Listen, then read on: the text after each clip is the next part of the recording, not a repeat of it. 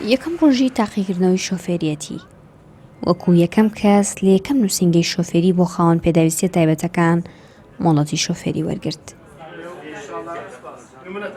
ئەوەی ڕاستی ئەوەیە لەسەر خۆت کە خۆت هەوڵ بەی اینجا ئەتوان یارمەتیشی بێگومان ئێمە نووسینگەی ئاریۆس زۆر یارمەتیاین و بە پشگیری ئەو باو کەم توانیم ئەمڕۆ شۆفێری بکەم.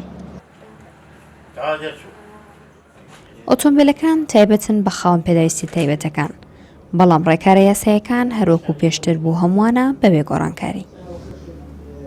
زۆربەی ئەو سیارانی دابین کردو بۆ کەسی خاوەن پێداویستی تایبەت و کورتەواڵەکان هەم کلاج و هەم برێک ومانە و بە تایبەتی ئەو کاراسانیانی کردووە کە پێویستی خاوەن پێداویستی تایبەتیان کورتەواڵایە پێویستێتی. ئەوەی کە وەریشی گرتووە دوانزەوانی خۆی وەرگرتووانی تیۆری وەرگرتووە سەرشەقام لێخوڕینی کردووە لەگەڵ مامۆستا بەڕێزەکانی نووسینگا و ئێستاژ وەکو خۆتان بینیتان و ڕووماڵتان کرد لەگەڵ ئەفسەری هاتوچۆیە چۆ پرۆسی تاقیکردنەوەی پراکتیکیەوە.